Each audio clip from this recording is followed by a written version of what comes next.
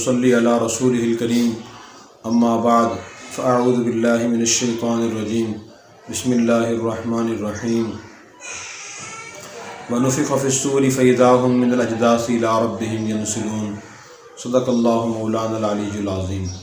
एक मुसलमान को जिन बुनियादी अक़ायद को अपनाना ज़रूरी है, उनमें से अक़ीदा ये भी है कि मरने के बाद दोबारा हमें ज़िंदा होना है।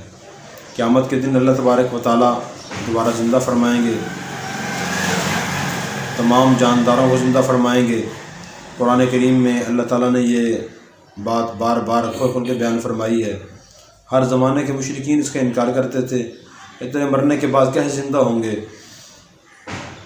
तो अल्लाह ताला ने इसका जवाब दिया सूरह यासीन में, फरमाया कुल युहयीहा अल्लज़ी अंशअहा अव्वल मर्रा व हुवा बिकुल्लि शैइन अलीम, कि जिस ज़ात ने पहली मरतबा इंसान को पानी से पैदा फरमाया वो दोबारा भी ज़िंदा करे खड़ा कर सकता है।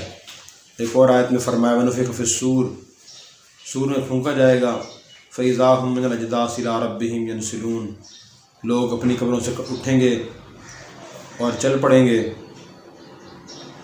उसकी तफसील मुख्तलिफ़ अहादीस और कुरान करीम की आयत को पेश नज़र रख कर ये मालूम होती है कि क़यामत के दिन सूर 2 मरतबा फूंका जाएगा। जब पहली मरतबा सूर फूंका जाएगा तो सारे जानदार उससे मर जाएंगे। फिर दोबारा 40 साल के बाद सूर फूंका जाएगा।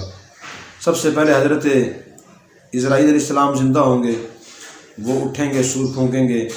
फिर आहिस्ता आहिस्ता हज़रत जिब्राईल अलैहिस्सलाम, हज़रत मीकाईल अलैहिस्सलाम, हज़रत इसराफ़ील अलैहिस्सलाम, इज़राईल अलैहिस्सलाम, ये सारे ज़िंदा होंगे। और फिर उसके बाद नबी करीम सल्लल्लाहु अलैहि वसल्लम अपनी कब्र मुबारक से उठेंगे। आपके दाएं हाथ में अबू बकर सिद्दीक़ रज़ियल्लाहु अन्हु का हाथ होगा और बाएं हाथ में हज़रत उमर रज़ियल्लाहु अन्हु का हाथ होगा। फिर ईसा अलैहिस्सलाम उठेंगे। ईसा अलैहिस्सलाम दुनिया में शरीफ लाएंगे तो नबी करीम सल्लल्लाहु अलैहि वसल्लम के रोज़े मुबारक में कब्र की जगह बाकी है, वहाँ दफन होंगे, वो वहाँ से उठेंगे। फिर उसके बाद शुहदा उठेंगे और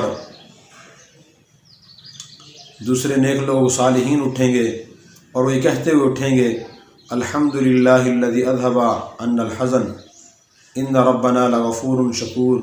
तमाम तारीफ़ें उस अल्लाह के लिए हैं जिसने हमसे गम को दूर कर दिया। बेशक हमारा रब बहुत ज़्यादा मुआफ़ फरमाने वाला, बहुत कदर करने वाला है। फिर उसके बाद क्या होगा? उसके बाद फिर ये तो मुसलमान और नेक लोग तो कहते हुए उठेंगे, और जो गैर मुस्लिम हैं और नाफरमान काफिर हैं, सो वो किसने हमें हमारे ख्वाबगाह से उठा दिया। फरिश्ते जवाब में कहेंगे, हादा मा वादर रहमान व सदक़ल मुरसलून, ये वही क़यामत का दिन है जिसका रहमान ने वादा किया था और पैगम्बरों ने सच फरमाया था। उसके बाद फिर लोग मैदान माशर से चलना शुरू हो जाएंगे।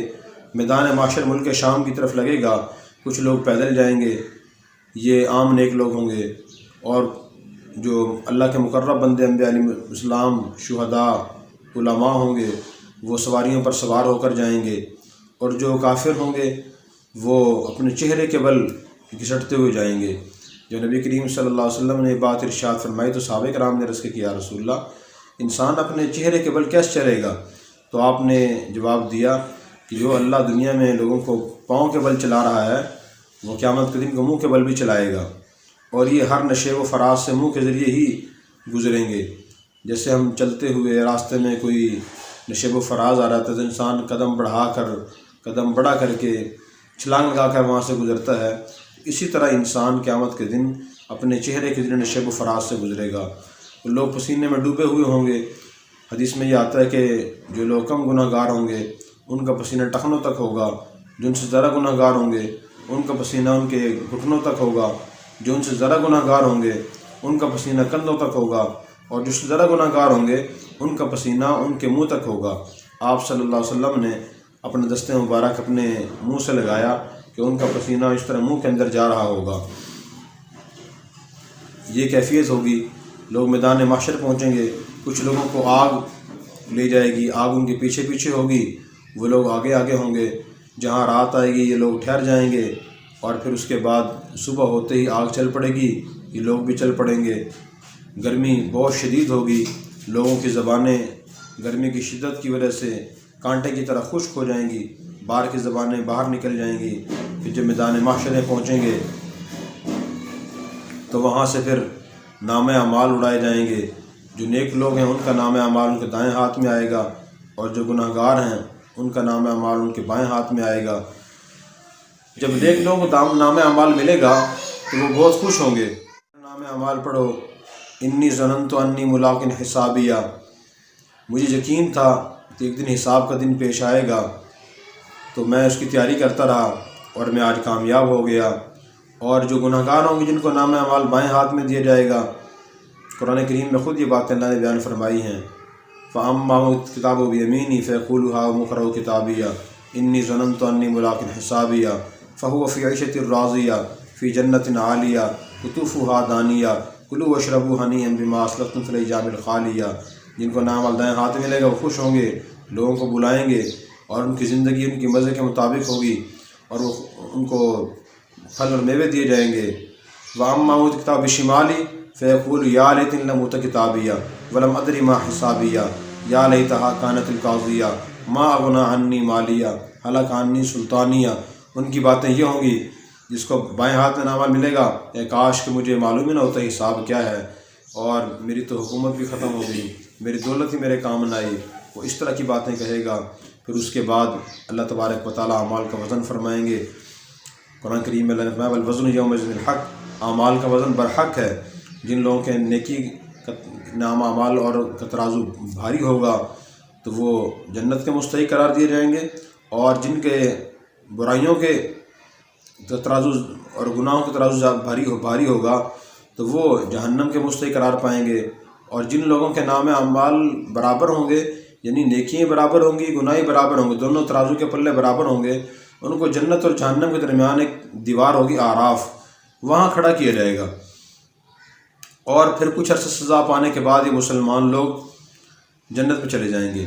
غیر مسلموں کو تو حساب ہی نہیں ہوگا، جانوروں کے حساب بھی ہوگا۔ دنیا میں جس جانور نے سرے پہ ظلم و زیادتی کی ہوگی تو اللہ تعالیٰ اس سے ان سے بدلہ دلوائیں گے۔ پھر اس کے بعد ان سے کہا جائے گا کہ تم مٹی ہو جاؤ، چنانچہ جانور مٹی ہو جائیں گے۔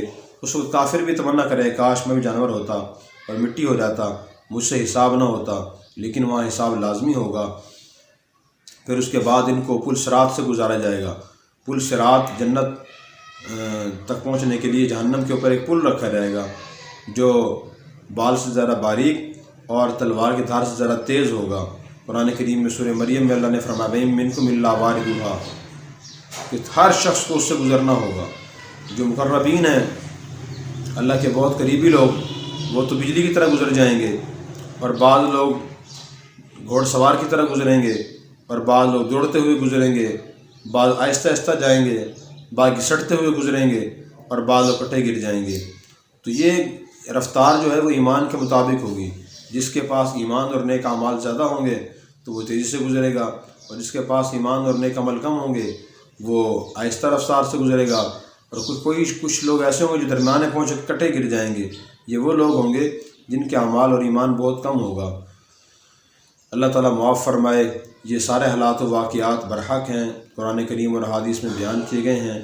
ہمیں ان کو بار بار پڑھنا چاہیے اور ان کے مطابق زندگی گزارنے کی کوشش کرنی چاہیے۔ اللہ تبارک و تعالیٰ ہمیں مرنے کے بعد زندہ ہونے پر بھی ایمان لانے کی توفیق عطا فرمائے۔ Subscribe now and press the bell icon. Never miss an update.